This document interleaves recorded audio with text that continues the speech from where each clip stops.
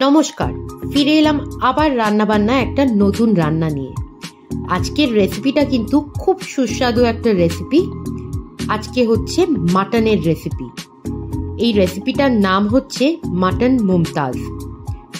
খুব ভালো এবং খুব সহজে কম মশলা দিয়েই এই মাটন রেসিপিটা তৈরি হয়।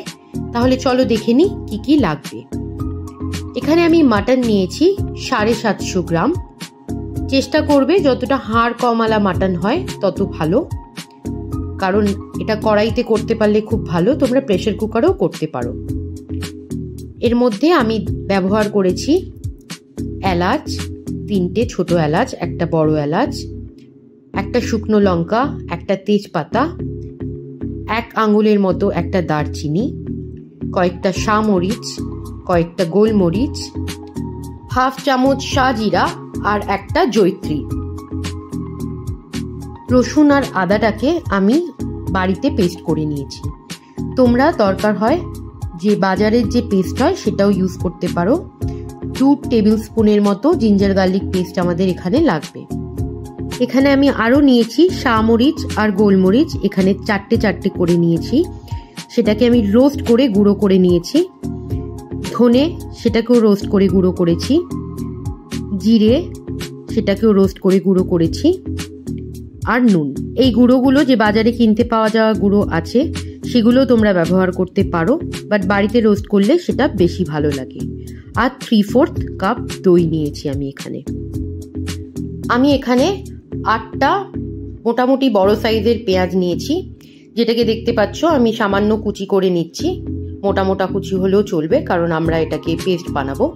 তার সাথে নিয়েছি আমি 3টে কাঁচা লঙ্কা, 5টা গোটা কাজু বাদাম, 8 থেকে 10টা আমন্ডস। এবার আমরা এটাকে সেদ্ধ করব। তার জন্য 2 কাপ জল আমি এতে মিক্স করলাম। আমি পেঁয়াজগুলোকে এখানে সেদ্ধ করে নিয়েছি কাজু, আমন্ডস আর কাঁচা লঙ্কার সাথে। দেখতে পাচ্ছ একটা পিঙ্কিশ কালার এসছে। সেদ্ধ করার পর কিন্তু জলটাকে ড্রেন আউট করে নিতে হবে, জল যাতে একদম না থাকে। তারপর আমরা এটাকে পেস্ট বানাবো মিক্সিতে দিয়ে। এখানে রেডি করা পেস্টটা তোমরা দেখতে পাচ্ছ, একটু সাদা সাদা হবে কারণ কাজু আছে। আর হ্যাঁ, আমাদের লাস্টে একদম গার্নিশিং এর জন্য এবং গন্ধটার জন্য একটু ধনেপাতা ব্যবহার করতে হবে।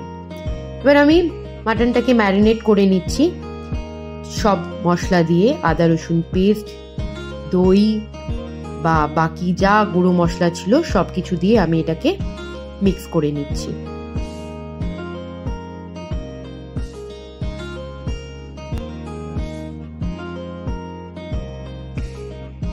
এটা আমি মিক্স করে নিয়েছি। আর এটা আমাদের 25 থেকে 30 মিনিট সাইডে রেখে দিতে হবে, যাতে মাটনটা ভালো করে ম্যারিনেট হয়ে যায়। এবার চলো শুরু করি আমরা রান্নাটা। আমি এটা প্রেসার কুকারে করেছি, তোমরা এটাকে কড়াইতেও করতে পারো। প্রেসার কুকারে করলে একটু তাড়াতাড়ি হয়ে যায়, কড়াইতে করলে একটু সময় লাগবে। তো আমি এখানে প্রেসার কুকারে দিলাম 4 টেবিল স্পুন সর্ষের তেল। তোমরা সাদা তেলও ব্যবহার করতে পারো। সর্ষের তেলের ফ্লেভার আমাদের খুব ভালো লাগে, তাই জন্য আমরা সর্ষের তেলটা প্রেফার করি। এবার তেলটা গরম হওয়ার পরে আমি এতে গোটা যে মশলাগুলো আমরা রেখেছিলাম সেগুলোকে অ্যাড করে দিচ্ছি। এবার মশলাটা হালকা ফ্লেমে একটু ভাজা ভাজা করে নেব। যতক্ষণ না এটার সুন্দর স্মেলটা আসছে ততক্ষণ এটাকে নাড়াচাড়া করব। তারপর আমরা অ্যাড করে দেব আমাদের ম্যারিনেটেড মাটনটা। আমি 30 মিনিটস রেখেছিলাম। তোমরা যত বেশিক্ষণ রাখতে পারবে তত ভালো, তাহলে খুব ভালো ম্যারিনেট হয় এবং মাটনটা একদম সফট হয়ে যাবে, তাই সেদ্ধ হতেও খুব সুবিধে হবে। এবার খুব হালকা স্টিমে মাটনটা আমরা নাড়াচাড়া করব যতক্ষণ না মাটনটার থেকে জল ছাড়ছে। মাটন এবং দই দুটোই আছে, তাই জন্যে জলের ব্যবহার করার দরকার নেই। এটা যত কম জল আমরা ব্যবহার করতে পারি তত ভালো, কারণ একটু কষা কষাই ব্যাপারটা ভালো লাগে। দেখতে পাচ্ছ এবার কিন্তু মাটনটা থেকে অলরেডি জল ছেড়ে গেছে। আমি এতে যেটা আমার পেঁয়াজ এবং কাজু, কাঁচা লঙ্কা যেটা সেদ্ধ করার পর যে জলটা বেঁচেছিল যেটাকে আমি বলেছিলাম যে জলটা আমাদেরকে ছেঁকে নিতে হবে, সেই জলটা আমি এতে অ্যাড করে দিলাম। এবার আমি এটাকে অল্প নাড়াচাড়া করে দিচ্ছি।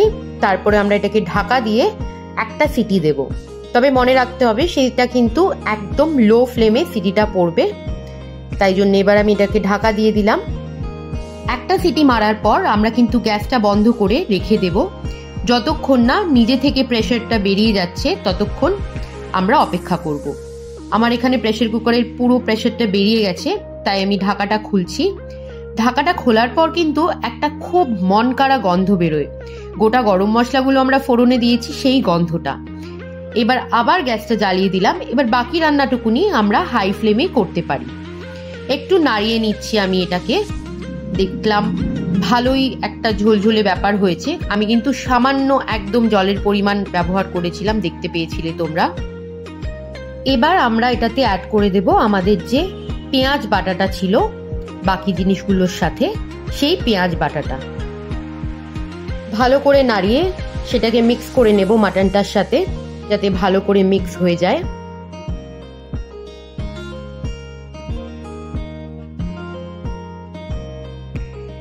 এবার সামান্য জলের ব্যবহার করব আমরা।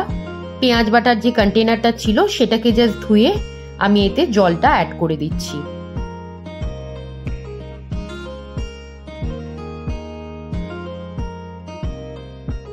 তার সাথে আমি এখানে আরো 4-5টা কাঁচা লঙ্কা ব্যবহার করলাম। আমরা একটু ঝাল বেশি খাই, তাই জন্য এটা অপশনাল, তোমরা এটা নাও দিতে পারো, যেরকম ঝাল খাও সেই হিসেবে দেবে। আর আমি এখানে দিলাম কুচনো ধনে পাতাটা। এবার দেখো এটার কিন্তু রংটা একটু সাদাটে হয়, যেহেতু আমরা কাজু বাটা দিচ্ছি। কাজু বাটা দিলে জানো একটু সাদা হয়, দেখতে কিন্তু খুব ভালো লাগে। এটা পরোটা কিংবা যে কোনো রুটি এসব দিয়ে বেশি ভালো লাগে। আর এখানে আমি মেলালাম সামান্য 1 চিমটে চিনি। তারপর এটাকে ঢাকা দিয়ে আমরা এতে 4টে ফুল স্টিমে সিটি মারবো। যতক্ষণ না প্রেসারটা বেরিয়ে যাচ্ছে ততক্ষণ কিন্তু ঢাকাটা খুলবে না, তা না হলে মাটনটা ভালো সেদ্ধ হবে না। আমার এখানে প্রেসারটা বেরোনোর পর আমি যখন খুলেছি, অসাধারণ একটা কালার হয়েছে এবং খুব ইয়ামি দেখতে হয়েছে। দেখতে পাচ্ছ তোমরা, একদম মন কাড়া কিন্তু দেখতে হয়েছে। খেতেও কিন্তু এটা খুব অসাধারণ হয়, তোমরা নিশ্চয়ই ট্রাই করে দেখবে। আমি এটা সার্ভ করছি এখন। দেখতে পাচ্ছ গ্রেভিটা কিন্তু খুব থিক। জলের ব্যবহার যত কম করবে তত ভালো। একদম যদি কড়াইয়ে করো তাহলে একদম জল না দিয়েও তোমরা এটা বানাতে পারো। যেহেতু আমি প্রেসার কুকারে করেছি তাই জন্য আমাকে সামান্য জল দিতে হয়েছে, নইলে লেগে যেত। যতটা থিক বানাবে ততটা কিন্তু খেতে টেস্টি হবে। আর যেহেতু এটা পরোটা বা রুটির সাথে সার্ভ করা হয় তাই জন্যে ঘন হলে বেশ ভালোই লাগে। তাহলে কেমন লাগলো তোমাদের রেসিপিটা নিশ্চয়ই কমেন্টে জানিও। চ্যানেলটাতে নতুন হলে এক্ষুনি সাবস্ক্রাইব করে নাও, বেল আইকনটা টিপে নিও, যাতে প্রত্যেক সপ্তাহে এরকম ভালো ভালো লোভনীয় রেসিপি তোমরা না মিস করো। আর ভালো লাগলে একটা লাইক করে দিও। তোমাদের লাইক কিন্তু আমাকে সত্যিই খুব উৎসাহ দেয়। আমি বুঝতে পারি তোমাদের ভালো লাগছে, যাতে আমি আরো ভিডিও বানানোর উৎসাহ পাই। তাহলে এবার এখানেই শেষ করি। পরের সপ্তাহে আবার একটা নতুন রেসিপি নিয়ে তোমাদের সামনে হাজির হব। তোমরা সবাই খুব সুস্থ থাকো, খুব ভালো থাকো, এই আশা নিয়ে আজকের ভিডিওটা শেষ করলাম।